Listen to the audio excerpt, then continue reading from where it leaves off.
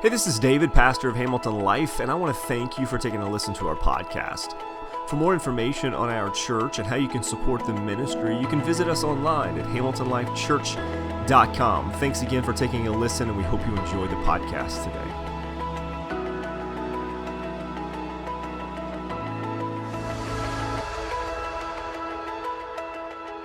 So good morning.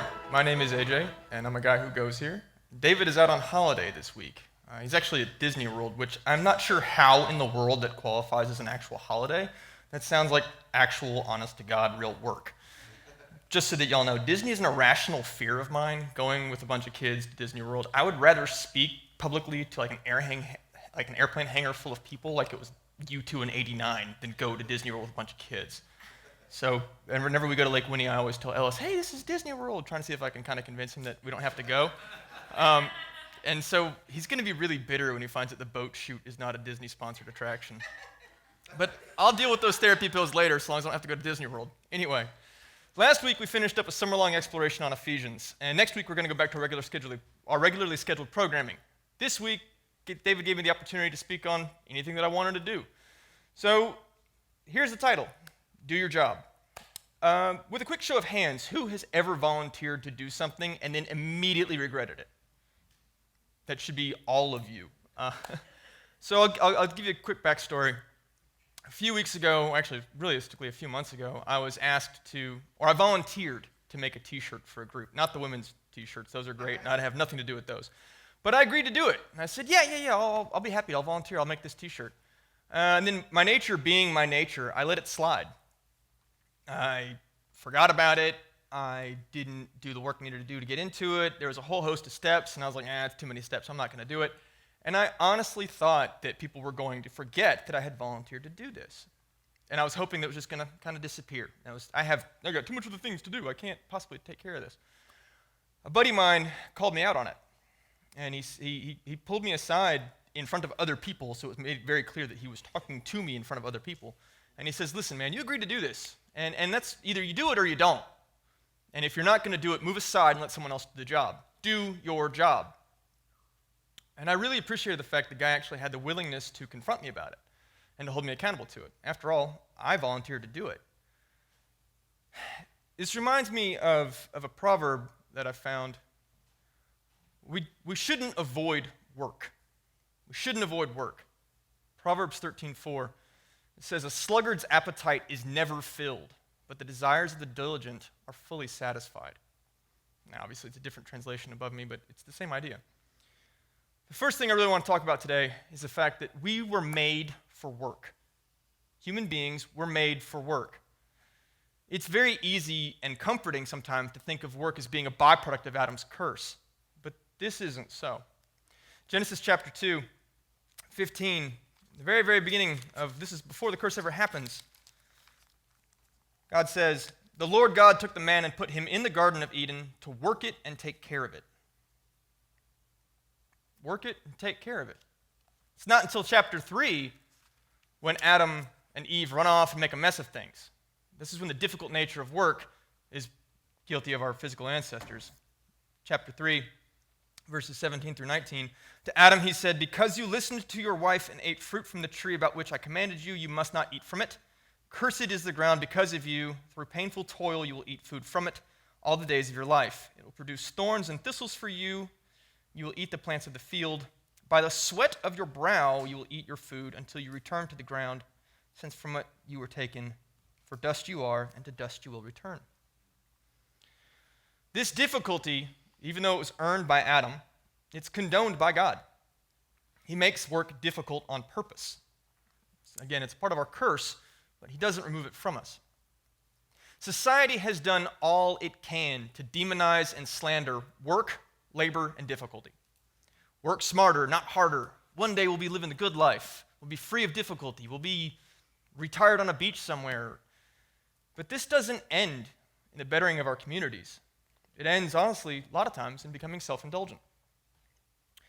When Ellis was really young, he's 5, so he's not like he's hanging out smoking Lucky Strikes behind the building. But when Ellis was 5, he would, when he was younger, rather, he helped me around the house with stuff, and whenever he got grease or dirt on his hands, I always told him, buddy, this is hard work. It's hard work on your hands. And so he'd run up to Mama and say, Mama, hard work on my hands, hard work on my hands. And I've tried to encourage him that work is hard. Have you ever said to yourself, hey, one day I'm gonna hit it big in the lottery? Anyone ever said, one day my ship will come in, I'll hit the lotto and I'll make plenty of money?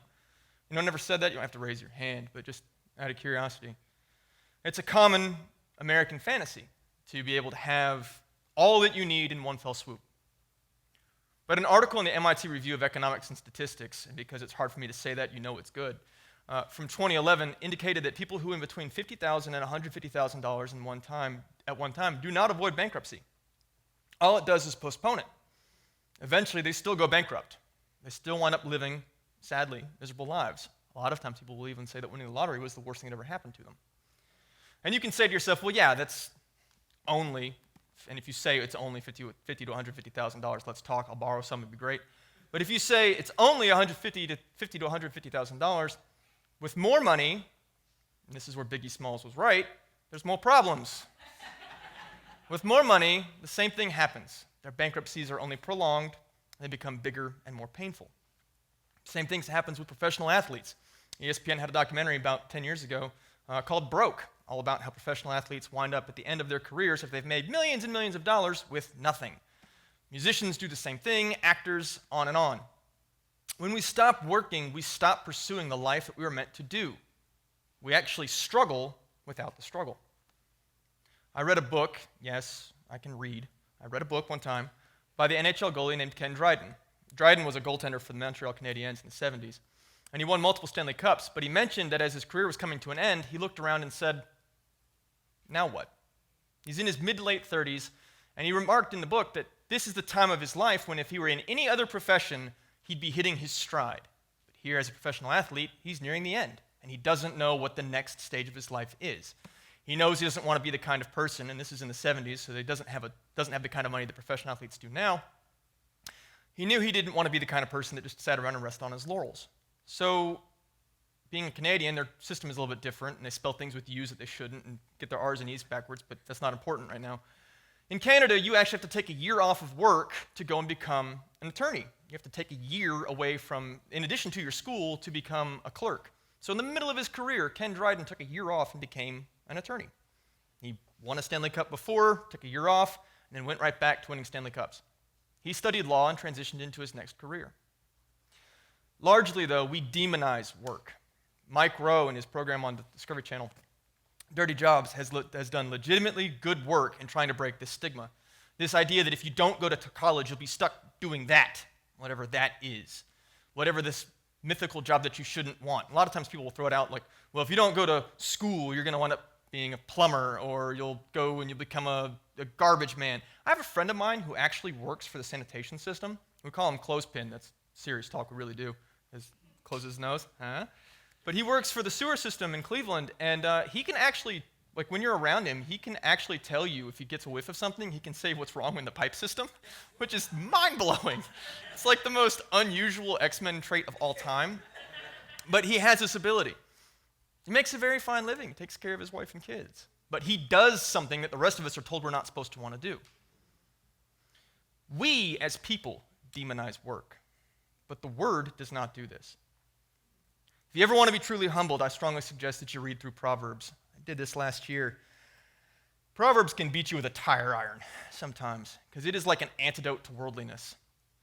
Proverbs 21:25, the craving of a sluggard will be the death of him, because his hands refuse to work. But this does not mean that we are to work our lives away, or even worse, to exploit our neighbors in the process. Proverbs 23:4, do not wear yourself out to get rich. Do not trust your own cleverness. Cast but a glance at riches, and they are gone, for they will surely sprout wings and fly off to the sky like an eagle. Does this remind you of our lottery-winning friends? Pursuing work in the interest of money alone will only cause the money to evaporate. A couple other proverbs that I found fascinating when I was working on this sermon. Proverbs 22:16. One who oppresses the poor to increase his wealth, and one who gives his gifts to the rich, both come to poverty. 22:22. Do not exploit the poor because they are poor. Do not crush the needy in court. For the Lord will take up their case and will exact life for life.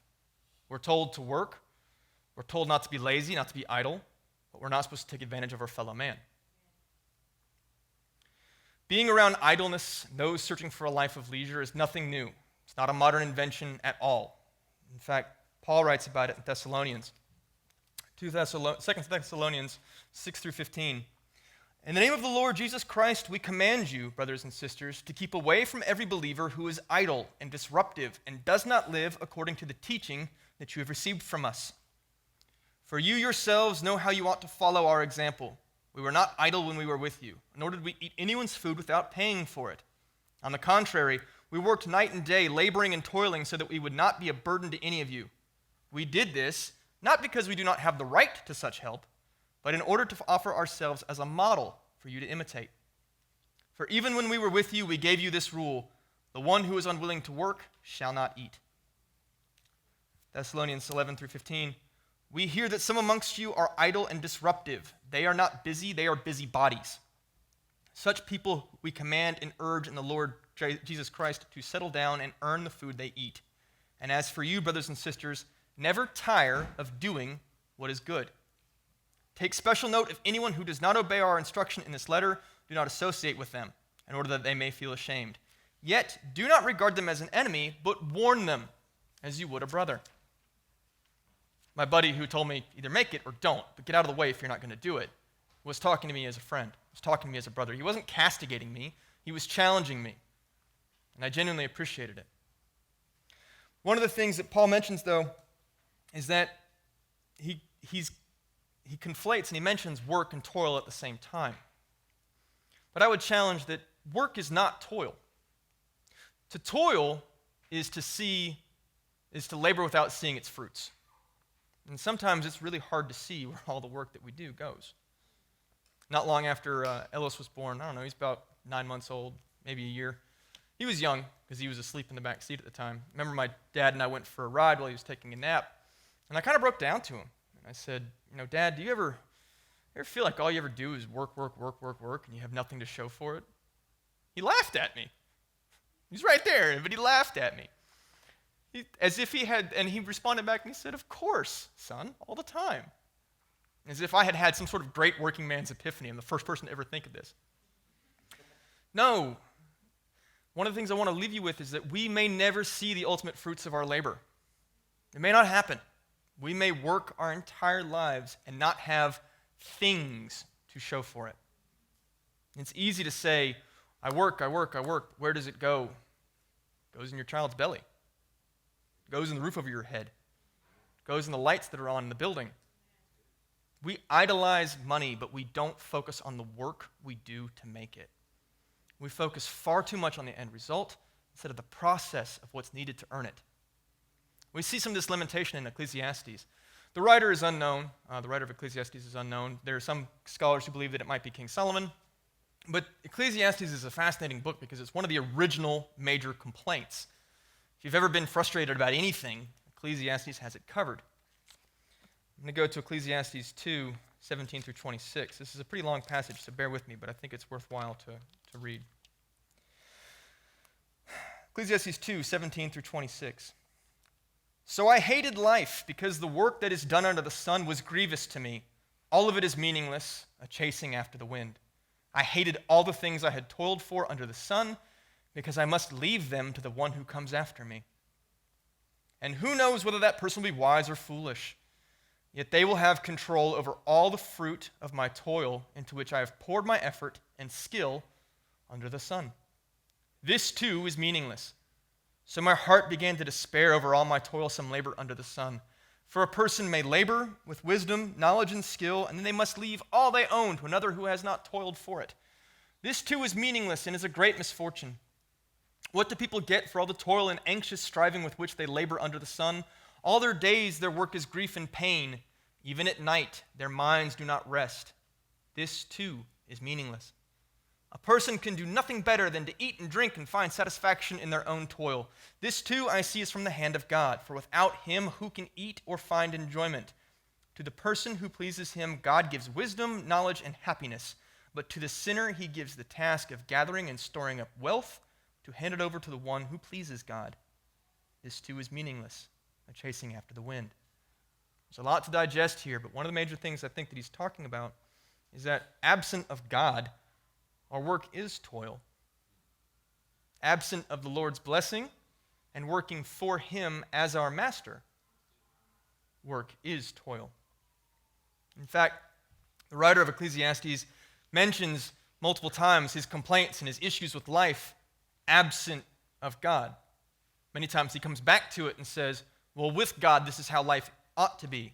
And we see that later on in Ecclesiastes in chapter 3, verse 23, or chapter 3, verse 22, rather, when he says, so I saw that there is nothing better for a person than to enjoy their work, because that is their lot.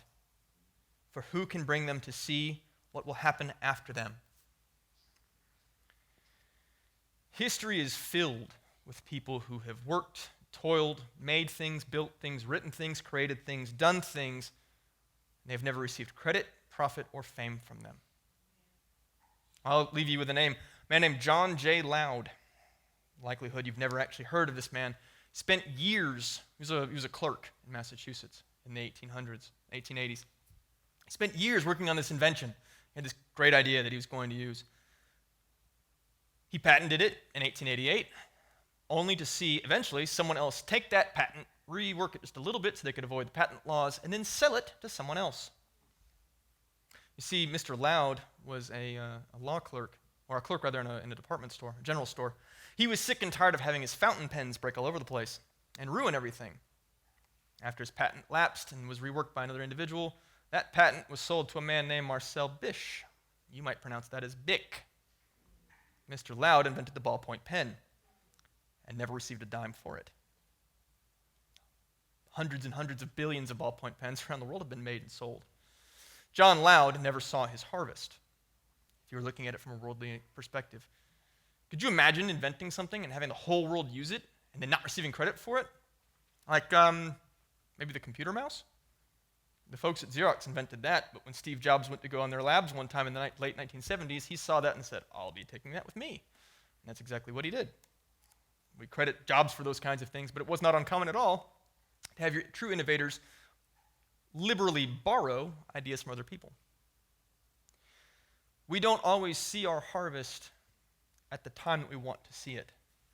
The work that we provide and the work that we do does not necessarily happen when we think it's going to happen. Paul writes and mentions this in Galatians chapter 6, verse 7. Do not be deceived, for God cannot be mocked. A man reaps what he sows. Whoever sows to please their flesh, from the flesh will reap destruction. Whoever sows to please the Spirit, from the Spirit will reap eternal life. Let us not become weary in doing good, for at the proper time we will reap a harvest if we do not give up. Therefore, as we have opportunity, let us do good to all people, especially to those who belong to the family of believers. Let us not become weary in doing good, for at the proper time we will reap a harvest if we do not give up. It's never told to us when that harvest will be. We don't necessarily know when we're going to receive the things that we've worked for. We don't know what it is necessarily all the time, what it actually is that we're working for. It matters not. It doesn't matter what we get for it. The goal is the work itself. The goal is to work for Him. Make no mistake, it's exactly who we work for. We work for the Lord. Not long after I'd gotten out of college and made a career transition, I started working for a company called Bomgar. They make computer software. And the man who owned the company, his name was Joel Bomgar. He owned it. It was his. He didn't have any shareholders or anything like that. He had the passage from Psalm 127:1 in the lobby of both of the buildings that we worked out of. Psalm 127:1 says, "Unless the Lord builds the house, the builders labor in vain. Unless the Lord watches over a city, the watchman stays alert in vain. Unless the Lord builds a house, the builders labor over it in vain." I always was taken aback by this. The fact this man had the faith and foresight with which to put his name on a building, but the first thing he did once he walked through the doors was this was looking at you. Whether you were a customer or an employee or a vendor or anything else, Made it very clear that the job that he was doing was not for his own glory, his own attainment, or his own fortune. Made it very clear. And he lived this life. He walked this walk. I met him several times, and I firmly believe that he believed this. Unless the Lord builds the house, its builders labor over it in vain. Not long after I started working for him, he actually transitioned. He moved and sold his firm to a venture capitalist because he wanted to get into a life of politics and a different career. I quit working for him not long after that, not because of that, but a different reason. And after the company changed hands, I simply don't see how this was left up on the walls. I don't. I'd like to believe that it was, but I don't have faith that it was. I would imagine to say that the company is not the same company that it was. They took care of their employees, and their employees enjoyed their work. When I was working for that firm, I had a former boss at the time who told me that I worked for the Lord. I didn't work for her. We were having a come-to-Jesus meeting, in essence. I wasn't a great employee at the time, if I'm being entirely honest. And she called me out on it. Ours was a bad personality match. We didn't get along all that well. But I wasn't the employee that I should have been. And she told me, she said, AJ, you don't work for me. You work for God. And I bristled at this because I didn't like her. Being honest, I didn't like her as a person. She was trying to tell me, it doesn't matter if you like me or not. You don't work for me, you work for him. You're supposed to do your job just the same. You're supposed to be working for him. You're supposed to take pride in your work to please him, not for you. Colossians 3:23, Paul talks about this as well. If I can find where I had it. And he says, whatever you do, work with all your heart as working for the Lord, not for your human masters, since you know that you will receive an inheritance from the Lord as a reward. It is the Lord Christ you are serving. He's going to get out of you what he wants. We cannot resist his call to work for very long. Whatever that job that he has for us to do is. We may not see those fruits. We may not see that harvest. But we are called to work for him. And if you don't think he's going to get what he wants out of you, ask Jonah. Jonah was supposed to go to Nineveh. I know this story because I've heard the VeggieTales version in the backseat of my car. I don't know how many hundreds of times. Jonah was a prophet. But anyway, he was supposed to go to Nineveh, and the Lord said, go to Nineveh, preach about their wickedness. We know the middle of the story where Jonah resists and refuses and doesn't want to do it. And the Lord sends a giant fish or a whale to swallow him up. We know that part of the story. What we don't know is the end. The ending of the story, Jonah still goes to Nineveh, he preaches to people, and the Lord decides not to smite the city. He had promised Jonah that he would. The Lord changes his mind. Jonah didn't, in his own weird, warped, strange way, Jonah didn't get to see the result of his work. He was told he was going to watch the city get blown up. That didn't happen. We may never get to see the end. We may not get to see the harvest of our work. But our job isn't to get focused on the reward, the ending, the salary, the results of it, the condo in Gulf Shores or wherever. The job is to focus on the work and how it benefits him. I leave you with this passage today. This is from the Lord Christ. Luke chapter 10, verse 2. Christ said, the harvest is plentiful, but the workers are few. Ask the Lord of the harvest, therefore, to send out workers into his harvest field. Go. I'm sending you out like lambs among wolves. Are you working for him? Are you doing what you're called to do? Is there some calling on your life that you're not fulfilling or not trying to reach for whatever reason? Fear, intimidation, insecurity, a lie told to you by the father of lies? Your job is to work for him. Christ says as much. The harvest is plentiful, but the workers are few. Will you be one?